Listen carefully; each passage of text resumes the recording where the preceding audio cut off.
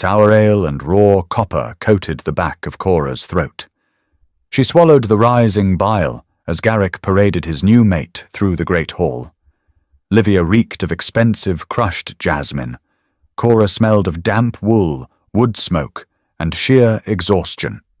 He hadn't just severed their mating bond, he had dragged its mangled corpse into the royal court for everyone to gawk at. She prayed to simply dissolve into the freezing flagstones. Instead, the heavy oak doors blew open, and the Alpha King walked straight toward her. Torches sputtered in the iron sconces, spitting hot pitch onto the damp flagstones below. The great hall of Highridge was a cavernous, draughty beast of a room, packed shoulder to shoulder with unwashed lords, heavily perfumed ladies, and the overwhelming stench of roasting fat. Cora stood shoved into the darkest corner she could find, her spine pressed against a pillar that wept cold condensation. The stone chilled her through the thin, outdated fabric of her slate-grey gown. It was an old dress. It smelled faintly of camphor and the cedar chest it had been locked in for 3 years. She hadn't wanted to come tonight. She had begged her pack elder to let her stay behind, to tend to the pups or scrub the kettles, anything but this. But a broken bond was a political matter, and her pack needed to show face. They needed to prove they weren't crippled by the insult. So she was here. Sweating, freezing, and nauseous all at once. The phantom pain in her chest flared again. It wasn't a poetic, romantic ache. It felt like someone had taken a rusted spoon and hollowed out the space between her ribs. Every time she breathed, the empty cavity scraped against her lungs. When a wolf's mating bond was severed, the body treated it like an amputation. Itched, burned, throbbed with phantom pulses. A sudden shift in the room's chaotic noise made her look up. The fiddlers scraping away in the gallery faltered for a half-second before picking up a more frantic, upbeat tempo. Garrick had arrived. He walked through the archway, his chest puffed out beneath a tunic of deep plum velvet. He looked ridiculous. Cora stared at him, feeling a sudden violent twist of her stomach. For 5 years she had washed his tunics, scrubbed his boots, and patched his hunting leathers. She knew the exact way his left shoulder slouched when he was tired, and the way he ground his teeth in his sleep. Now he looked like a stranger playing dress-up in a dead man's clothes. Clinging to his arm was Livia. Livia was everything Cora wasn't. She was small, soft-edged, with hair the color of spun wheat, and skin that hadn't seen a day of hard labor in the sun. She belonged to a wealthy lowland pack, a pack that traded in silver and silks rather than timber and blood. Livia wore a gown of pale blue silk that whispered against the dirty rushes on the floor. The worst part wasn't that Livia was beautiful. The worst part was that she smelled like jasmine oil. Expensive, cloying, heavy jasmine. It cut through the scent of sweat and roasted boar like a knife, hitting Cora's sensitive nose from 50 paces away. Cora gripped her wooden goblet so tightly her knuckles turned white. Inside the cup was a sour, watery ale she had been nursing for an hour. She took a sip, grimacing as the acidic liquid hit her empty stomach. She hadn't eaten in 2 days. The thought of swallowing meat made her gag. Garrick paused in the center of the room, turning to whisper something into Livia's ear. Livia threw her head back and laughed, a bright, chiming sound that made Cora's molars grind together. Garrick smiled, a smug, satisfied curling of his lips. He pressed a hand to Livia's lower back, exactly where he used to rest his hand on Cora's. Cora closed her eyes. "Don't throw up," she told herself. "Do not throw up on your only decent shoes." She could feel the eyes of the lesser pack members on her. They were watching from the edges of the room, whispering behind calloused hands. They pitied her. The discarded mate. The female who wasn't strong enough, pretty enough, or politically advantageous enough to hold on to a rising lieutenant. She could smell their pity. It smelled like sour milk.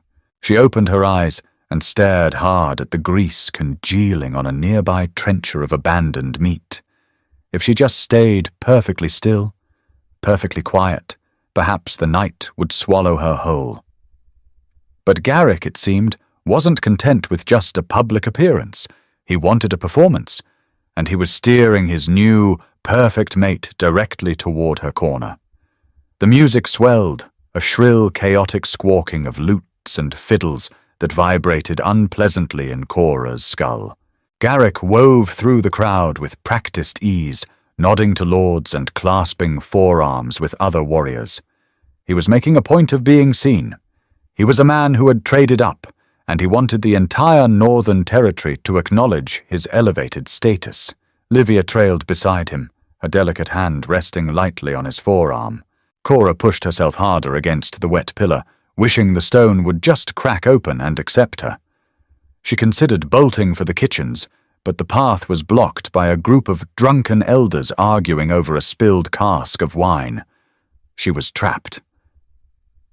"Cora?" Garrick said. His voice was exactly the same, the gravelly baritone that used to rumble against her ear in the dark. Hearing it now, directed at her with the casual, polite distance one might use to address a stable hand, made her skin crawl. She didn't immediately look up. She took her time swallowing the mouthful of sour ale, letting the silence stretch just long enough to be disrespectful. Finally, she leveled her gaze at him. "Garrick," she said. Her voice was flat. Dead. He stopped a few feet away, close enough that the stench of Livia's jasmine oil made Cora's eyes water. Garrick looked her up and down, taking in her old gown, her unstyled hair, the dark circles bruising the skin under her eyes. For a fraction of a second, a flicker of something, guilt, disgust, crossed his face. Then the smug mask slammed back into place. "I didn't expect to see you here," he said. It was a lie. He knew her pack elder would force her to attend. "I live to exceed your expectations," Cora replied, her tone dripping with quiet venom. Livia peeked around Garrick's broad shoulder. Her eyes were wide, doe-like, and utterly empty of malice. That was the infuriating thing. Livia wasn't a cruel woman. She was just a pawn who happened to be sitting on Cora's square. "Is this her?" Livia whispered loudly. Garrick puffed out his chest a fraction more. "Yes, Cora, this is Livia. My mate." He forced the word out deliberately, striking it like a hammer against an anvil. The phantom wound in Cora's chest tore open a little wider. Blood roared in her ears, a rushing sound like a swollen river. She didn't cry. She didn't scream. She just felt an overwhelming, crushing exhaustion. "Congratulations," Cora said, her voice hoarse. "You both look very shiny." Livia offered a hesitant, sympathetic smile. It was the worst thing she could have done. "Garrick has told me so much about you. He said you were very capable, with the hounds and such." Cora stared at the girl. Capable. She had fought rogues back to back with Garrick. She had stitched his flesh together when a feral bear nearly took his leg. She had starved during the winter famine so he could keep his strength up for the border patrols. Capable. "I have my moments," Cora muttered, looking down at her cup. Garrick shifted his weight. The exchange wasn't giving him the triumphant thrill he had anticipated. Cora wasn't sobbing or begging. She just looked bored and vaguely sick. He needed a reaction. He needed to prove to himself that leaving her had destroyed her, because if it hadn't, what did that make him? "The Alpha King is expected to arrive soon," Garrick said, puffing his chest again. "I've been told he intends to personally bless the new alliances formed this season. Livia's father arranged for us to be presented first." Fascinating, Cora said. She shifted her grip on the horn cup. It was slick with condensation. I only bring it up. Garrick continued, his voice lowering to a patronizing murmur. Because I know how emotional you can get. When the king blesses the bond, the scent of the pack magic will be strong. If you need to leave before that happens, I would understand. No one would judge you for slipping away. He was trying to dismiss her. He wanted her out of the room so she wouldn't be a dark, miserable stain on his perfect evening. Cora looked at him. Really looked at him. He had a piece of roasted meat stuck between his front teeth. The velvet doublet was slightly too tight across his stomach. He wasn't a god. He wasn't a hero. He was just a selfish, ordinary man who had broken her in half for a prettier face and a richer dowry. I think, Cora said slowly, her voice carrying over the din of the hall. I will stay exactly where I am, Garrick, but thank you for your concern. It's touching. Before Garrick could formulate a response, the heavy oak doors at the far end of the great hall groaned in their iron hinges. The fiddlers abruptly stopped playing, the final note dying a horrible, screeching death. The wind howled through the entrance, blowing out a dozen torches in a single breath and plunging the far end of the room into shadow. The temperature in the hall plummeted. The smell of roasted fat and cheap wine was instantly obliterated by a scent so sharp and wild it made Cora's teeth ache. It smelled like frostbite, like crushed pine needles and fresh, wet blood on snow. The Alpha King had arrived. Silence slammed into the great hall like a physical weight. The chaotic babble of hundreds of drunk wolves ceased instantly. The only sounds left were the spitting of the remaining torches and the howling of the wind outside the keep. Cora shrank back against the damp stone, wishing she could meld into it.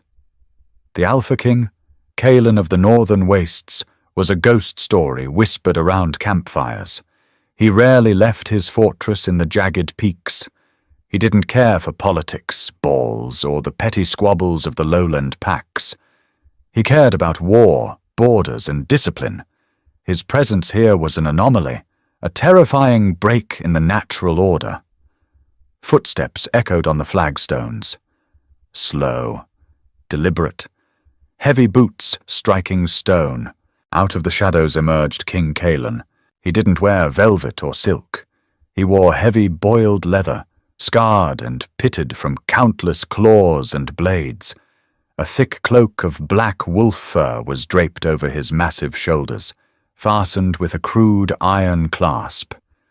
He was terrifyingly huge, towering over the tallest warriors in the room. His face was a map of violence, a thick, jagged scar cut through his left eyebrow and pulled the corner of his lip into a permanent, slight sneer. His eyes were the color of a frozen lake, pale, cold, and utterly devoid of mercy. The lords and ladies scrambled to bow and curtsy, dropping like wheat before a scythe as he passed.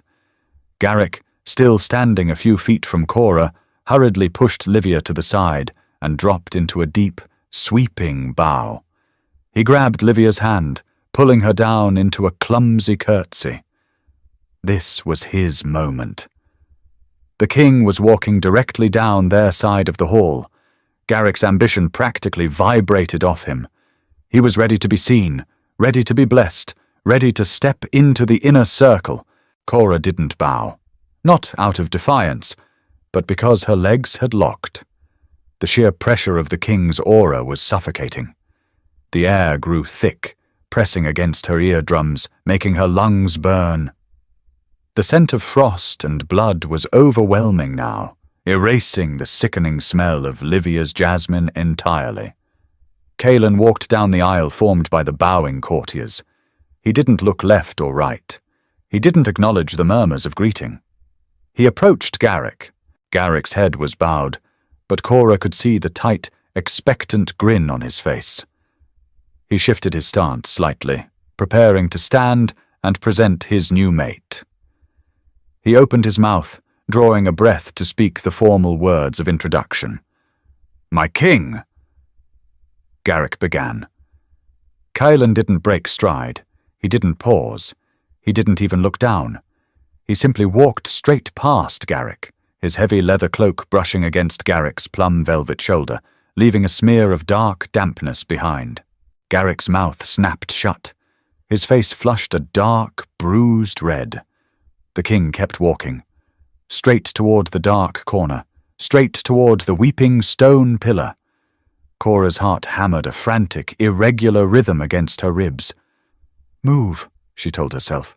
"Step aside. Bow. Do something." But her body wouldn't obey. She was frozen, a rabbit trapped in the shadow of a hawk. Kylan stopped. He was less than 2 feet away. Up close, he smelled even more dangerous. Beneath the frost and the blood was the scent of ozone, the sharp, metallic tang of lightning right before it strikes. He loomed over her, a mountain of dark leather and muscle. Cora gripped her wooden goblet, half expecting him to backhand her for not bowing. She tilted her chin up, refusing to close her eyes, refusing to flinch. The king stared down at her. His pale eyes raked over her face, taking in her exhaustion, her pale skin, the frayed neckline of her cheap gown. His chest rose and fell in a slow, deep breath, pulling in her scent. Then, the unthinkable happened. King Kylan, the butcher of the north, the man who had torn the throats out of rival alphas with his bare teeth, shifted his massive weight. His right boot scraped against the stone. The heavy leather creaked. He lowered himself, the movement fluid and terrifyingly controlled. Bone and leather met the cold flagstone with a heavy, resonating thud. The king was kneeling. He knelt before her, dropping his head in the ultimate, absolute submission of a wolf to its mate. A collective, horrified gasp sucked all the remaining air out of the room. 100 goblets slipped from nerveless fingers, clattering against the floor. Cora stopped breathing. The wooden cup in her hand cracked under the pressure of her grip, cheap ale spilling over her knuckles, dripping onto the floor just inches from the king's scarred knee. She stared down at the top of his dark head, her mind completely blank, the phantom ache in her chest suddenly vanishing, replaced by an inferno. Ale dripped from the splintered wood of Cora's cup. Drop by drop, it fell onto the porous stone, pooling dangerously close to the knee Kylan had pressed into the floor. She couldn't feel her fingers. The wooden shards bit into her palm, drawing a thin line of blood that mixed with the cheap brew, but her nervous system refused to register the pain. Her entire universe had narrowed down to the massive, dark shape of the king, and the overwhelming, terrifying smell of lightning and ice that poured off him.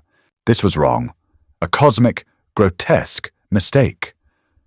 Kings did not kneel. They certainly did not kneel in the damp, drafty corners of provincial halls before discarded, exhausted females wearing 3-year-old camphor-scented dresses. Cora swallowed hard, the sound violently loud in her own head. She wanted to feel the vindictive triumph the stories always promised. She wanted to look at Garrick, to see his face pale and twisted in jealousy. She didn't. She didn't look at Garrick at all. She was too busy trying not to hyperventilate.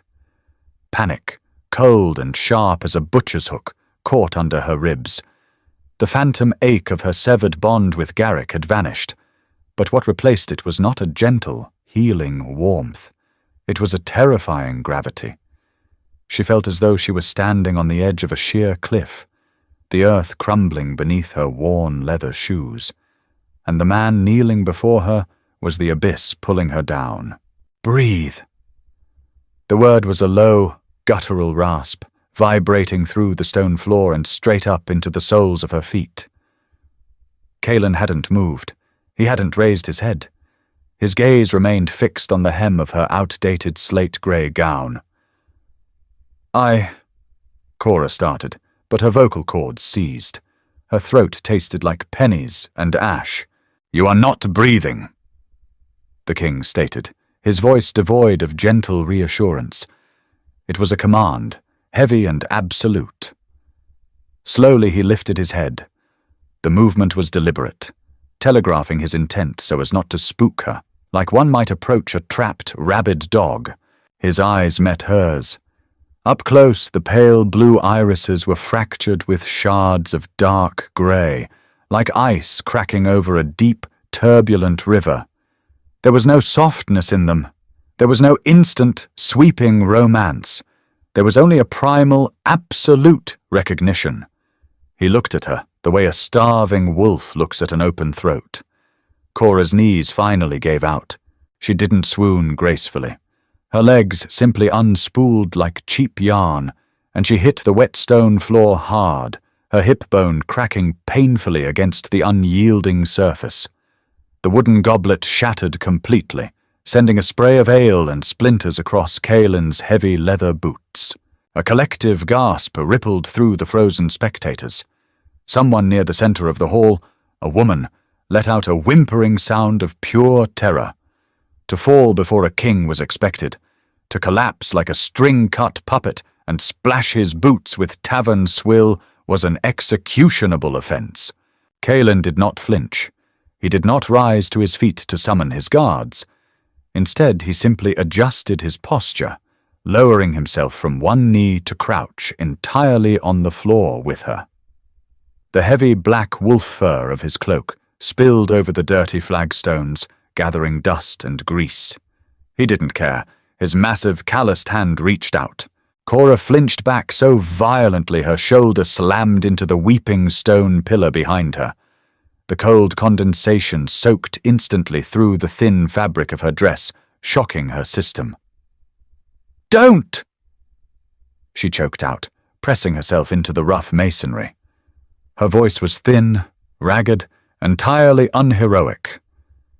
"Don't touch me." The king's hand stopped in mid-air. His fingers were thick, wrapped in leather bands, the knuckles scarred white. He held the limb perfectly still, a predator holding perfectly still to keep the prey from bolting.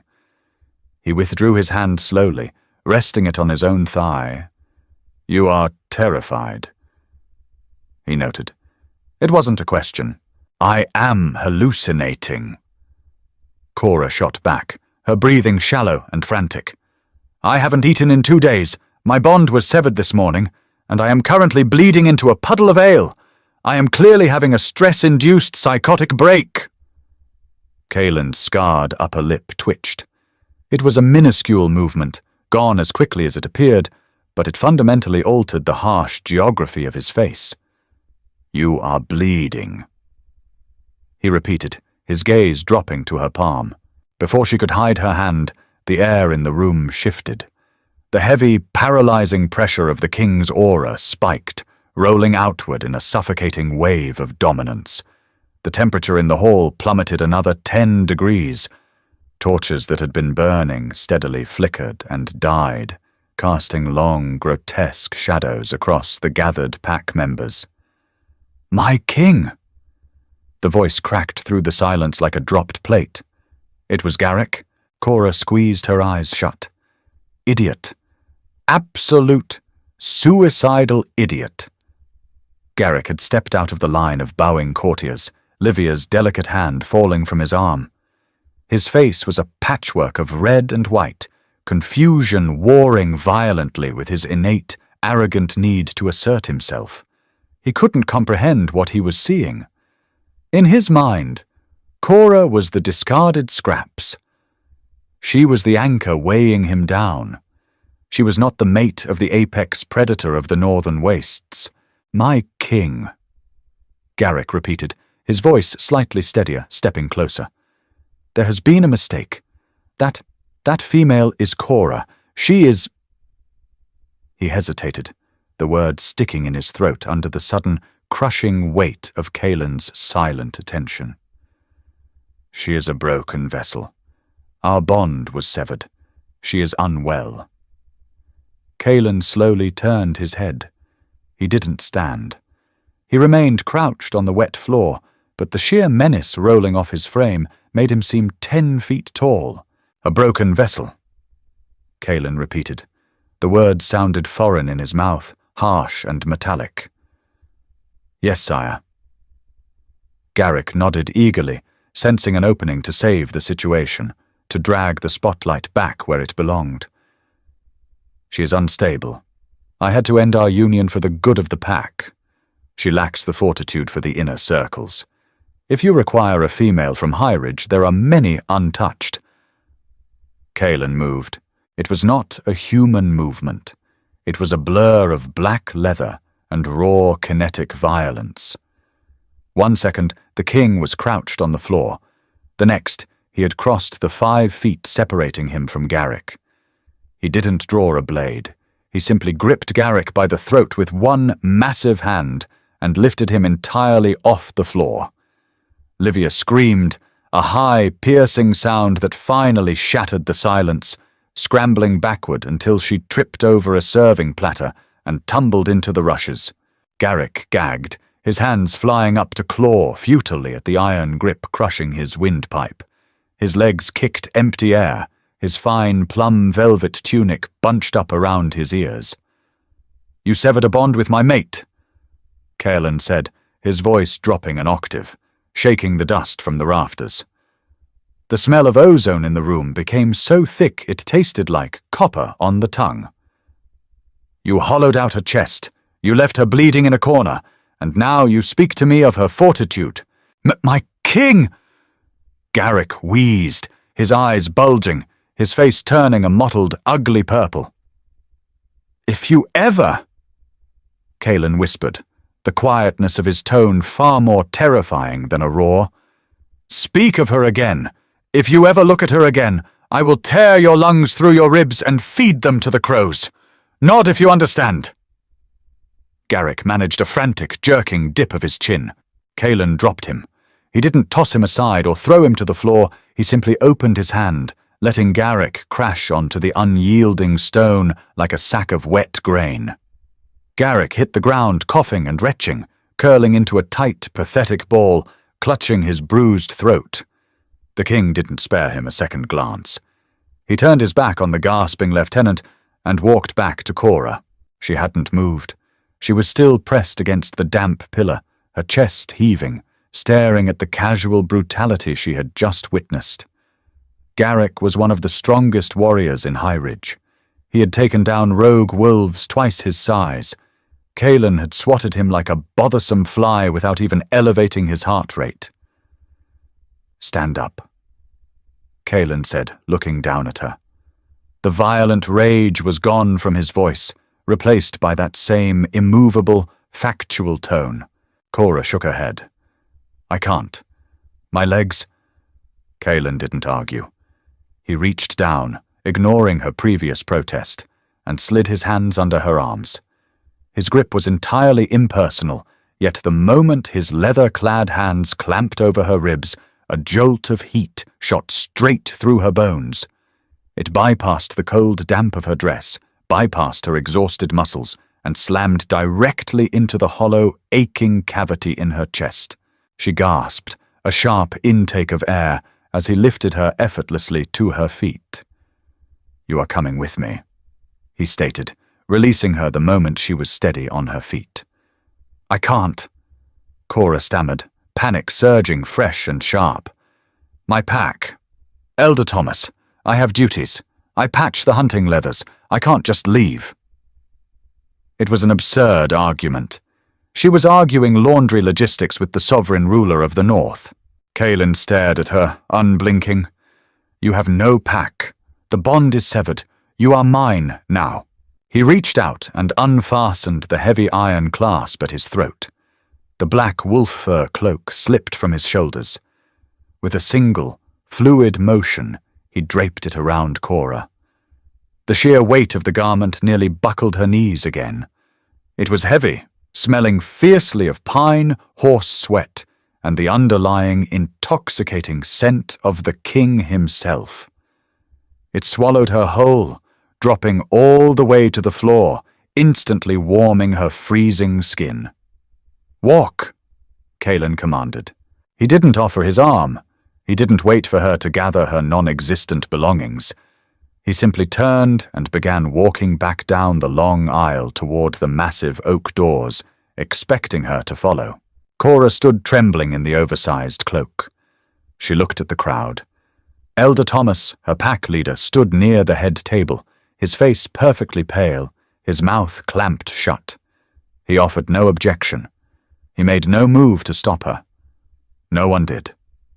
She looked down at Garrick, who was still on his knees, wheezing, his eyes fixed firmly on the floor, stripped of every ounce of his pride. Livia was weeping quietly into her hands. Cora pulled the heavy fur tighter around her shoulders. The heat of it felt like a brand. She was trading one cage for an entirely different, infinitely more dangerous one. Taking a deep, shuddering breath, she stepped over the shattered remains of her wooden goblet and followed the king out of the hall. Stepping out of the High Ridge Keep was like walking into a frozen knife. The wind tore across the open courtyard, carrying fine, biting particles of snow that stung the cheeks and watered the eyes. Cora buried her face deeper into the thick collar of Kaelin's cloak. The fur tickled her nose, smelling intensely of crushed pine and raw masculinity. It was overwhelming, completely drowning out the lingering stench of the great hall's roasting fat and sour wine. Kaelin moved with long ground-eating strides, his heavy boots crunching loudly in the packed snow. Without his cloak, he wore only the scarred leather tunic over his broad chest. The freezing temperature didn't seem to bother him. He walked as though the storm was a minor inconvenience, entirely beneath his notice. Cora struggled to keep up. Her leather shoes were paper-thin, entirely unsuited for the deep snowdrifts accumulating in the courtyard. Her feet went numb within seconds. Every step was a clumsy, heavy effort, weighed down by exhaustion, shock, and the massive garment dragging behind her like a royal train. "My king!" Elder Thomas's voice called out from the doorway of the keep, desperate and thin over the howling wind. Kaelin stopped. He didn't turn around. He merely tilted his head slightly, listening. Elder Thomas scrambled down the stone steps, slipping slightly on the ice. He kept a respectful distance of 20 paces, bowing low. "My king, the roads are treacherous. The storm is worsening. We have prepared the royal chambers for you. Please honor us with your presence for the night." Cora stopped a few feet behind Kaelin, pulling the cloak tighter. The thought of a warm bed, even a strange one, made her joints ache with longing.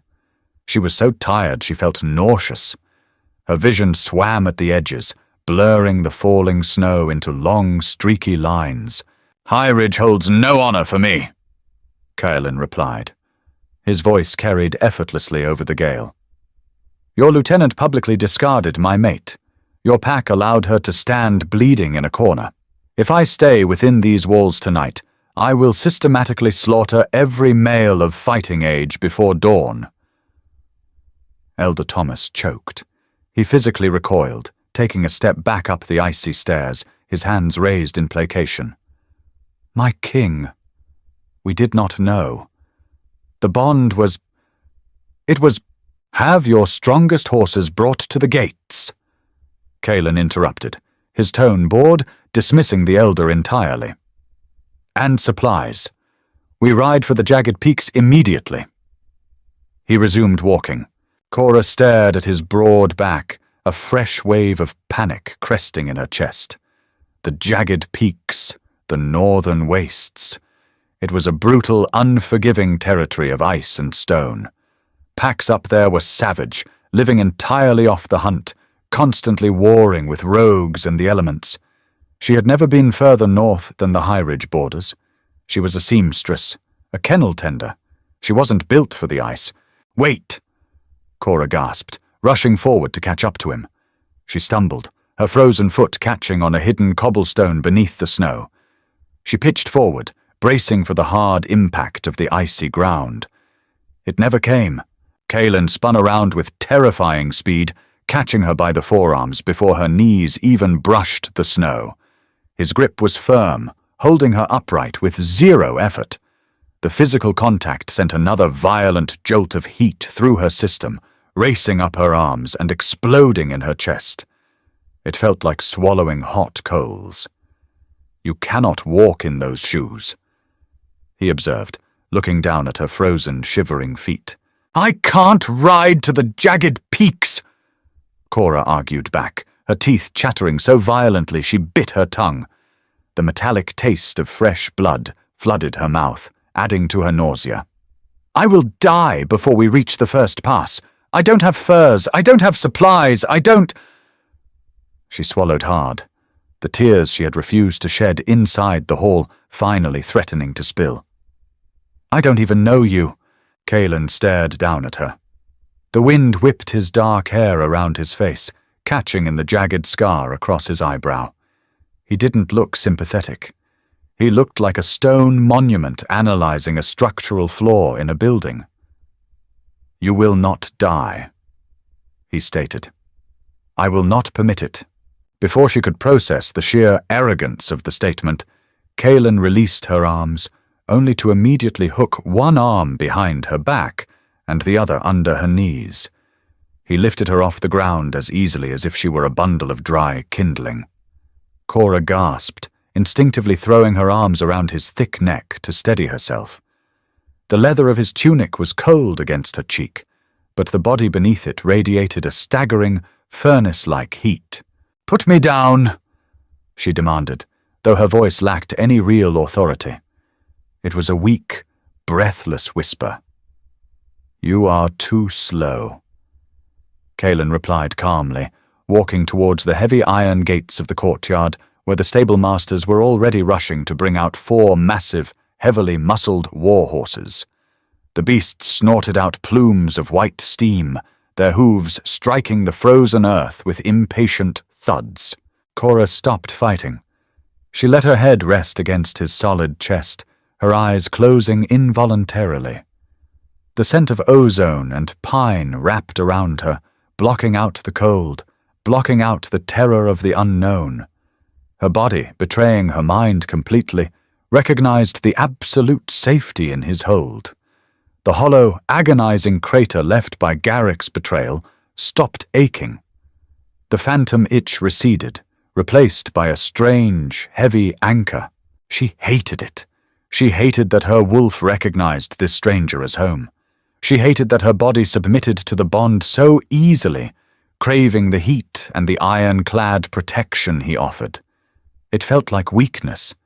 It felt like losing herself all over again, just hours after being discarded.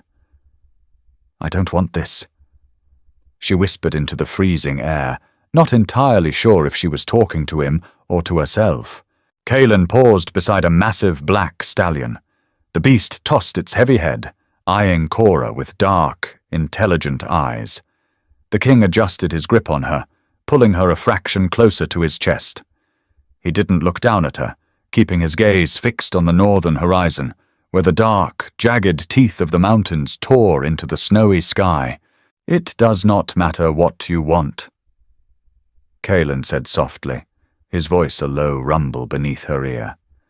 "The bond is forged. You are my mate. You will survive the journey. You will rule by my side, and eventually you will learn to stop fighting your own nature." He hoisted her up, depositing her sideways into the saddle of the black stallion. The leather of the saddle was freezing, a sharp contrast to the heat of his arms. Kalen swung himself up behind her with effortless grace, his massive frame boxing her in, sheltering her back from the biting wind. He reached around her to grab the heavy leather reins. His arms were solid iron bars on either side of her ribs. "Hold on," he commanded. Cora gripped the coarse mane of the stallion just as Kalen dug his heels into the beast's flanks. The horse surged forward, tearing out of the high ridge gates and into the blinding, freezing white of the northern storm. Behind them, the heavy iron gates slammed shut, sealing away her past, her pack, and the only life she had ever known. Ahead lay nothing but ice, stone, and the terrifying gravity of the monster holding her tight against his chest. Snow bit into her exposed skin like tiny, furious wasps. Hours bled into one continuous, freezing nightmare. Kaelin did not slow the massive black stallion, driving the beast through snowdrifts that reached its chest. Cora had long since lost feeling in her toes.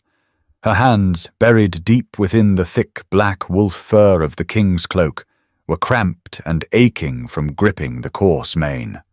Every jolting step of the horse sent a fresh spike of pain up her spine.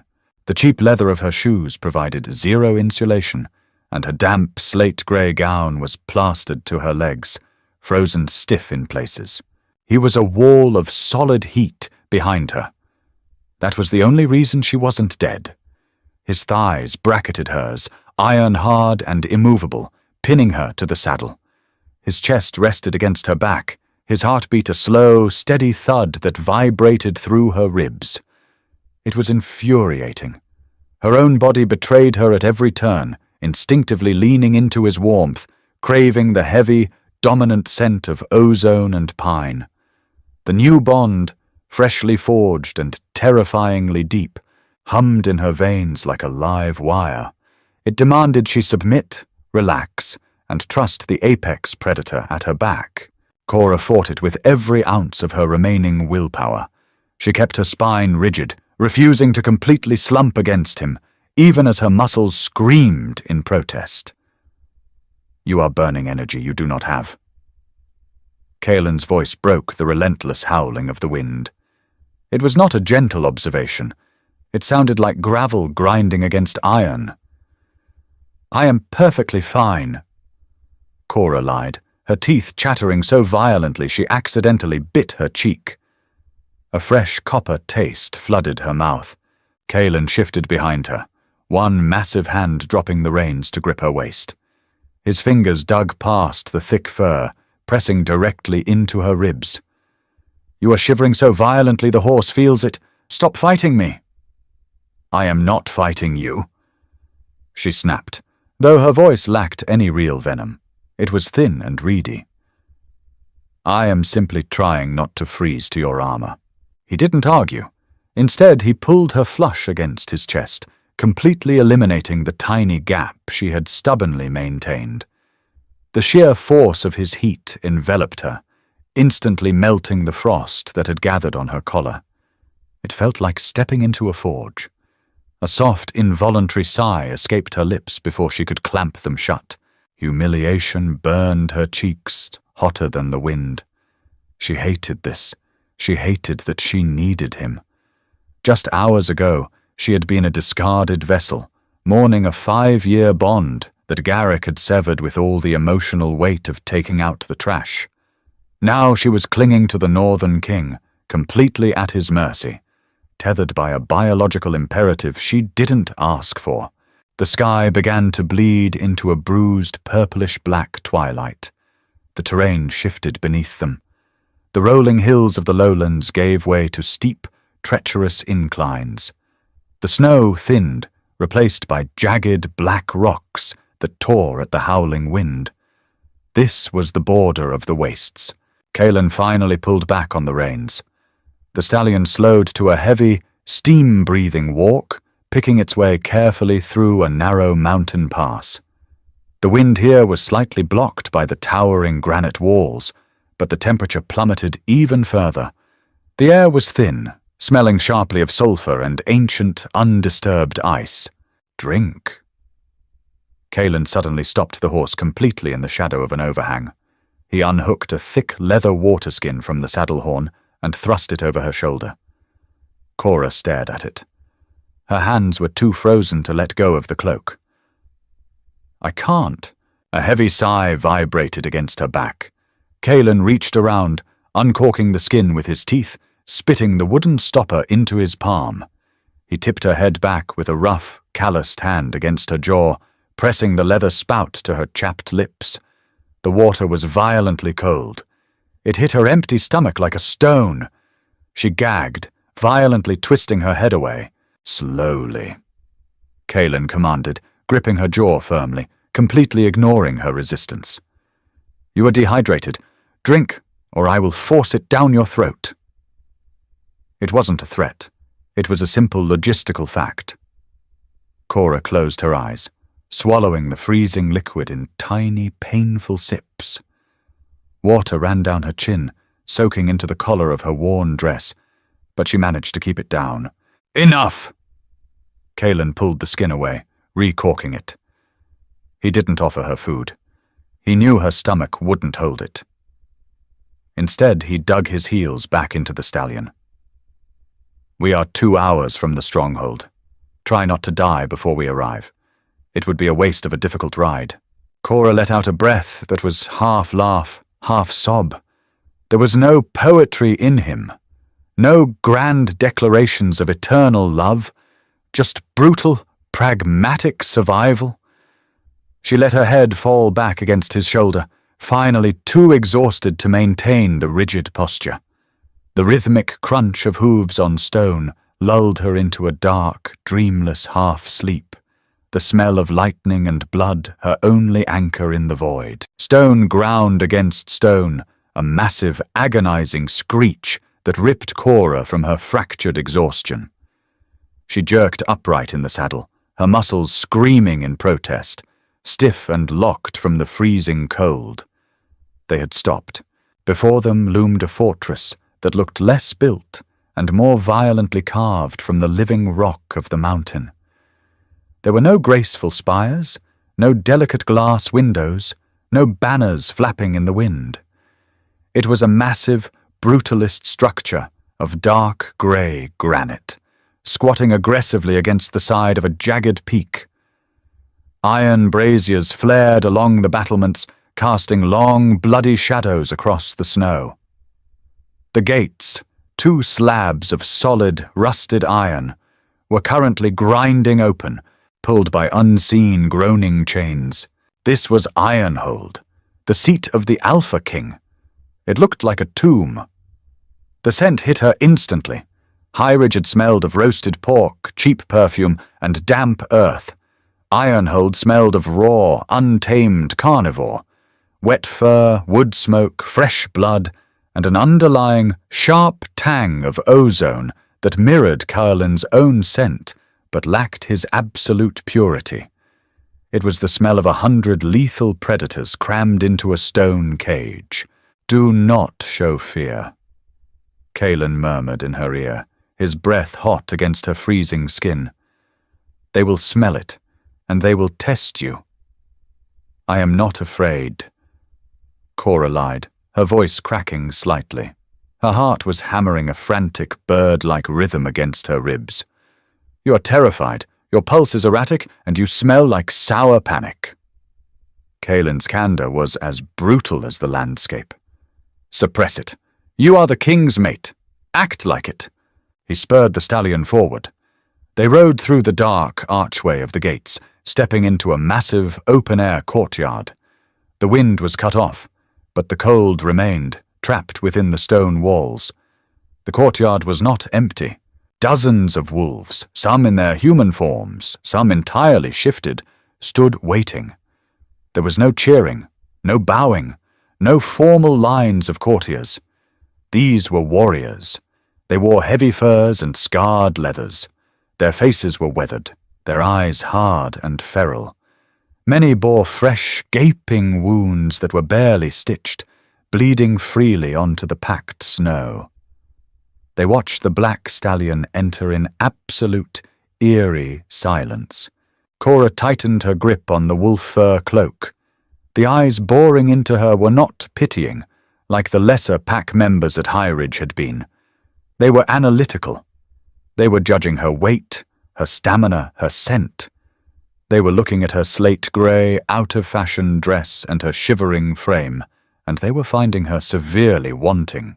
Kalen brought the stallion to a halt in the center of the yard. He threw his leg over the saddle horn, dropping to the frozen earth with a heavy thud that cracked the ice beneath his boots. The sheer force of his presence seemed to push the gathered pack members back half a step. He didn't say a word to them. He simply turned back to Cora, raising his scarred hands toward her. She hesitated. Every muscle in her body was locked. The thought of moving her legs made her want to weep. "Come." he ordered quietly. Cora took a shallow breath, gripping his forearms. He pulled her from the saddle as if she weighed nothing. The moment her paper-thin shoes hit the icy ground, her deadened legs buckled. Her knees hit the snow hard, tearing the fabric of her dress. A low, collective murmur rippled through the courtyard.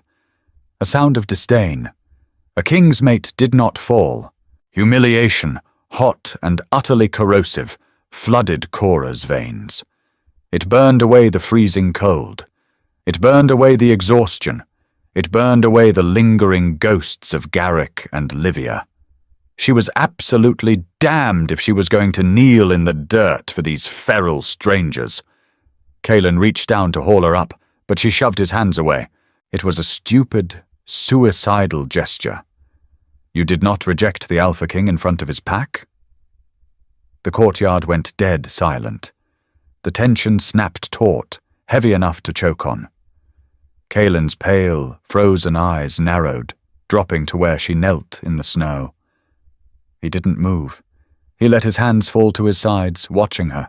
Cora dug her bleeding, frozen fingers into the rough ice. Her joints popped. Her muscles screamed, vibrating with fatigue. She ground her teeth together so hard her jaw ached, and slowly, painfully, she pushed herself upright. She swayed violently, her vision graying at the edges, but she locked her knees and stood. She didn't look at Kaelin. She looked directly at the crowd. A woman stepped forward from the front line of warriors. She was exceptionally tall, her blonde hair woven into intricate, battle-ready braids. A fresh, jagged claw mark ran from her temple down to her jawline, weeping slow drops of crimson. She wore no cloak, only heavy leather armor that left her tattooed arms bare to the biting cold. The woman stalked toward Cora. Her movements were fluid, predatory. She didn't look at Kaelin for permission. She simply walked right up to Cora, stopping inches away. Cora stood her ground, though her instincts screamed at her to bare her throat in submission. The woman was easily twice her strength. The blonde warrior leaned in, her nose brushing the collar of Kaelin's thick cloak that draped over Cora's shivering shoulders. She inhaled deeply, loudly, taking in Cora's scent. She smelled the damp wool of the old dress, the stale sweat of terror, the faint, lingering echo of a severed bond, and the overwhelming fresh brand of Kaelin's claim. For a long, agonizing moment, the warrior stared into Cora's eyes. Cora held the gaze. She didn't blink. She focused entirely on not collapsing, pouring every ounce of her anger and bitterness into keeping her spine straight. The warrior stepped back. She wiped a drop of blood from her jawline with a calloused thumb, her expression unreadable. "She smells like old grief and cheap ale," the warrior announced to the courtyard, her voice raspy and loud. Then she looked directly at Kaelin. "But she stands when her bones are freezing. She will not break." Kaelin did not smile. He did not look relieved. He simply nodded once.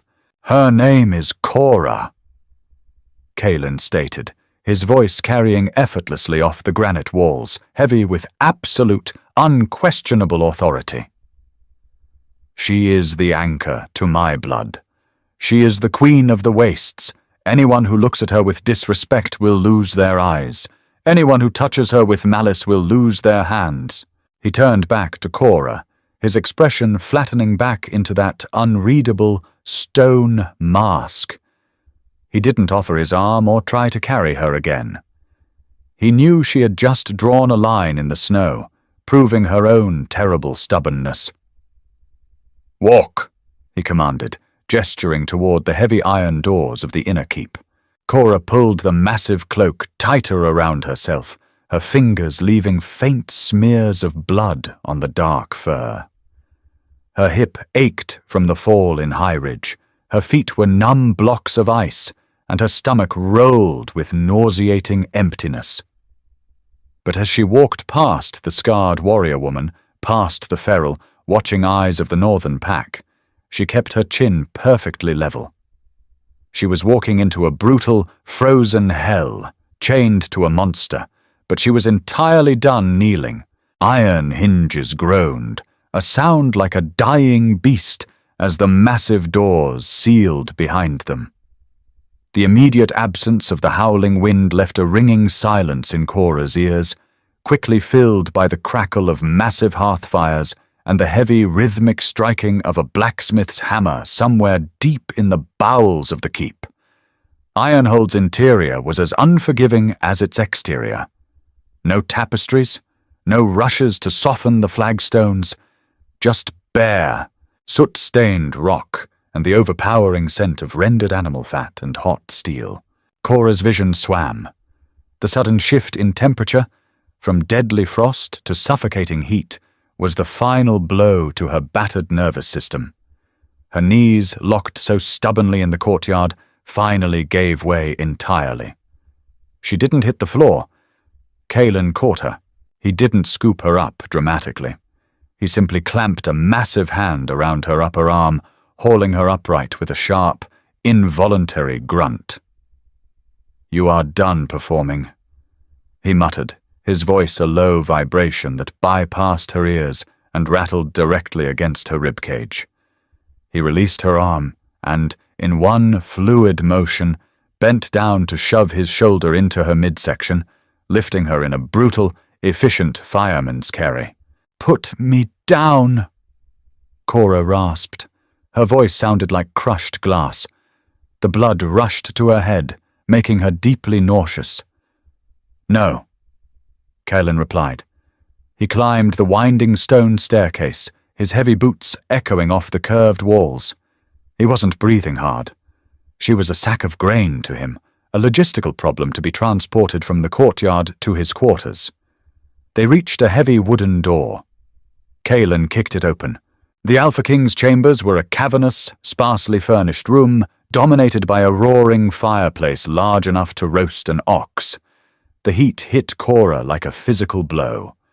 Kalen walked to the center of the room and deposited her onto a massive bed, framed in dark, unpolished iron and piled high with thick, coarse pelts. Cora scrambled backward the moment her back hit the furs. Panic, hot and sharp, pierced through the fog of exhaustion. She pulled her knees to her chest, curling into a tight, defensive ball. Her wet slate-grey dress clung to her skin, stiff with melted snow and grime. Kalen didn't leap upon her. He didn't even look at her. He walked to the hearth, unfastened the heavy leather straps of his armor, and let the chest piece drop to the stone floor with a deafening clatter.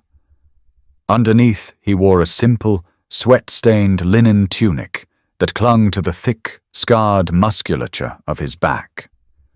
He grabbed an iron poker and violently stabbed at the burning logs, sending a shower of orange sparks up the soot-blackened chimney.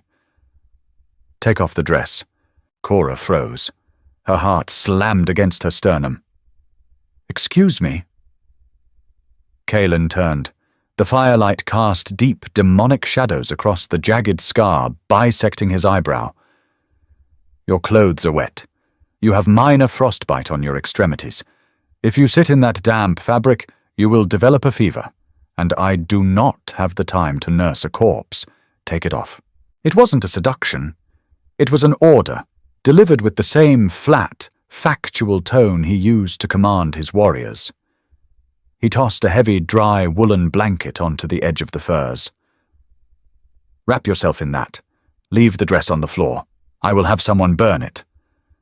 "It is my only dress," Cora whispered, her voice trembling with a mixture of cold and profound, paralyzing vulnerability.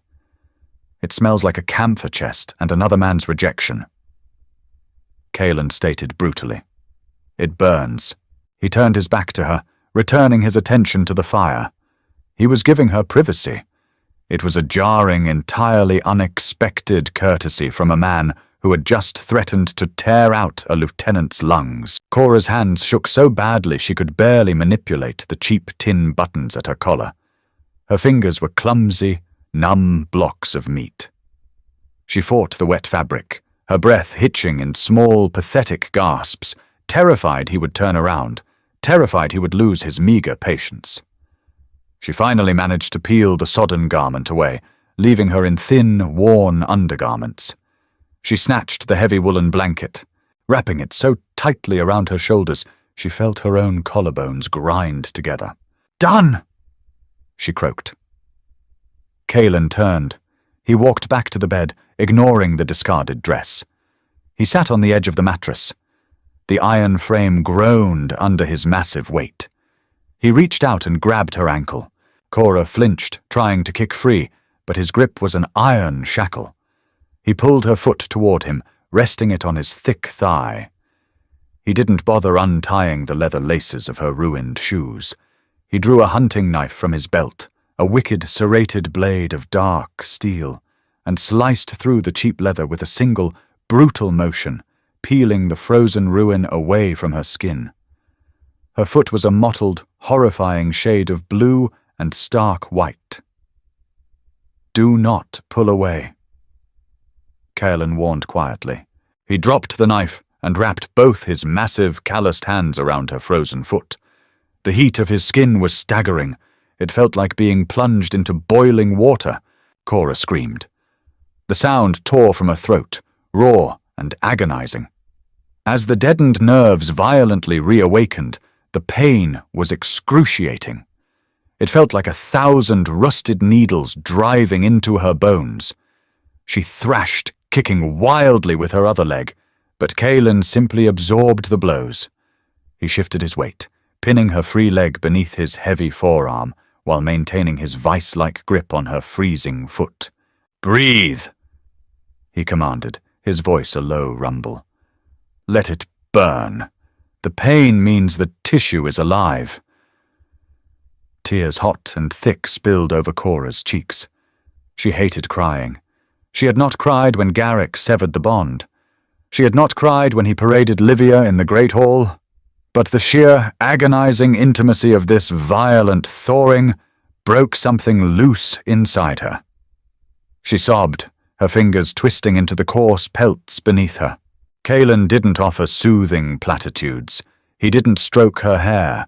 He just held her foot against the furnace of his body, waiting out her agony with the stoic, unmovable patience of a mountain.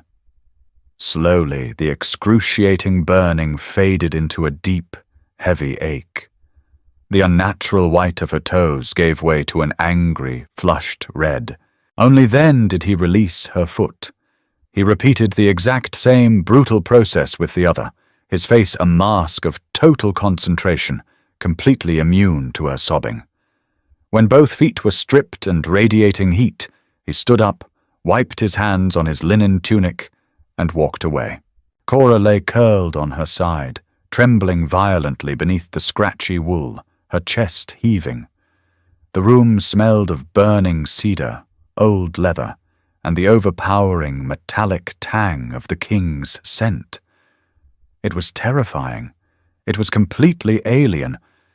Yet as the phantom itch in her chest, the hollow space Garrick had left, remained perfectly, deeply silent, Cora realized a horrifying truth. She wasn't mourning her old life anymore. She was just terrified of surviving the new one. Sleep hit her, like a heavy stone dropped into a dark well. There were no dreams, no fading echoes of Livia's chiming laugh or the smell of jasmine. There was only the heavy, suffocating warmth of the furs and the rhythmic crackle of the hearth. When Cora finally opened her eyes, the lighting in the chamber hadn't changed, but the deep, bone-deep ache of exhaustion had shifted from a screaming alarm to a dull, manageable throb. Her throat felt like sandpaper. Her mouth tasted like old copper. She shifted beneath the heavy pelts. Her feet throbbed, wrapped in fresh, dry linen bandages. She pushed herself up onto her elbows, the thick wool blanket slipping down to pool around her waist. Kalen was sitting in a heavy wooden chair near the fire. He was not looking at her. He held a piece of scarred leather armor across his knees, methodically driving an iron awl through the thick hide, stitching a deep claw mark with heavy waxed thread. He had stripped off the sweat-stained tunic. His torso was a map of extreme violence. Deep white scars crisscrossed his chest and ribs, some jagged and old, some pink and angry. A massive, black tattoo of a snarling wolf's head covered his left pectoral, its jaws entirely wrapping around his collarbone. He smelled different now. The sharp, aggressive edge of ozone had faded, replaced by a deep, dark earthiness. Pine sap, wood smoke, and something darker, like the smell of a storm right before the rain breaks. "You slept for 18 hours," Kalen said. He didn't look up from his work. He pulled the thick thread tight, his heavy bicep bunching with the effort. Cora swallowed hard. "I'm thirsty." Kalen set the armor down on the stone floor. He stood, his massive frame blocking out the firelight, and picked up a heavy iron flagon from a small wooden table. He walked to the edge of the bed and held it out. Cora reached for it. Her fingers brushed against his knuckles. The contact sent a sharp, involuntary shock of heat up her arm, settling deep in her chest. She snatched the flagon, pulling it to her chest as if to protect herself from the current. The water was violently cold and tasted faintly of iron, but she drank it greedily, water spilling down her chin to drip onto her collarbone. Kalen watched her. His pale, fractured eyes tracked the droplet of water until it disappeared beneath the edge of the wool blanket. He didn't move away when she lowered the flagon. He stayed standing over her, an intimidating, immovable mass. "Why?" Cora asked. Her voice was raspy, stripped of its usual cynical armor. "Why did you kneel?" Kalen's jaw tightened. The jagged scar bisecting his eyebrow distorted slightly. He took the empty flagon from her trembling hands and set it on the floor with a dull clank. "You think it was a political maneuver? To shame the High Ridge lieutenant? Garrick isn't important enough for the king of the wastes to play political games with." Cora replied flatly. "I am a 26-year-old kennel tender. I have bad teeth, no dowry, and zero political leverage. There are 100 females in your own pack stronger and faster than me. I want to know why you embarrassed yourself in front of a room full of lowlanders." Kalen let out a low, rough exhalation. It sounded almost like a laugh, but his face remained entirely grim. He braced his massive, heavily scarred hands on the iron footboard of the bed, leaning his weight forward. The chains of his dark aura, the heavy, dominant pressure that usually saturated the air around him, suddenly retracted. For the first time since he crashed into the great hall, he felt entirely, terrifyingly vulnerable. "You do not understand the nature of an alpha's blood," Kalen said quietly. The gravel in his voice was gone, replaced by a stark, terrifying honesty. "It is not a blessing. It is a constant, screaming noise. Every heartbeat of every wolf in that courtyard, I feel it. Every drop of fear, every spike of anger, every minor dispute, it rings in my skull. It is a pressure that crushes the spine." He looked at her, his pale eyes burning into hers.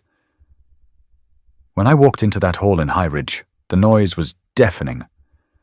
The stench of their petty, pathetic ambitions made me want to slaughter them all just to buy a moment of silence." He lifted his right hand from the iron rail. He reached out slowly, telegraphing his movement just as he had on the damp stone floor. He didn't touch her skin. He let his rough, scarred knuckles graze the edge of the wool blanket covering her shoulder. "And then I smelled you," Kalen whispered. Cora stopped breathing. The heat radiating from his hand seeped through the thick wool, sinking directly into her aching chest. "You smelled like copper, like old grief and absolute exhaustion," Kalen continued, his voice dropping to a harsh rasp. "But beneath it you smelled like an anchor. The moment my eyes locked on you, the screaming in my head stopped. The pressure vanished. The world went entirely, beautifully silent. My beast did not see a kennel tender with a ruined dress. My beast saw the only quiet harbor in a world made entirely of violence. So I knelt. Cora stared at him. The cynical, bitter walls she had built around her heart over the last 5 years trembled. This wasn't a fairy tale. He wasn't a knight offering salvation. He was a drowning monster, and she was his oxygen. The sheer, overwhelming weight of his dependency terrified her more than his rage ever could. "I am broken," Cora said, her voice shaking violently. "My bond was severed. I am hollow." Kaelin dropped his hand. He stepped back, the mask of the brutal king slamming firmly back into place. The momentary vulnerability vanished, swallowed entirely by the unyielding predator. "You are not hollow. You are excavated," Kaelin stated, his tone flat, factual, and completely absolute. "And I intend to fill the space." He turned and walked back to the heavy wooden chair, picking up his scarred armor and the iron awl. He did not ask for her permission. He did not wait for her acceptance. He simply sat down in the firelight and resumed pulling the heavy thread through the dead leather, tethering her reality to his own with every pull. Cora pulled the wool blanket tighter around her shoulders. Outside, the wind howled, violently tearing at the stone walls of the fortress. Inside, the fire snapped and spat. The phantom itch in her chest was completely gone, replaced by a solid, terrifying, burning weight. She was trapped in the iron cage of the north, bound to a butcher who needed her more than he needed his own lungs. She closed her eyes, listening to the heavy sound of the awl punching through leather, finally realizing the terrible truth of her existence. She had survived the betrayal. Now she just had to survive the devotion. Blood and ice make a heavy crown, and Cora's survival in Ironhold has only just begun. Will she let the king's brutal devotion forge her into a queen, or will the ghosts of her past drag her back into the snow?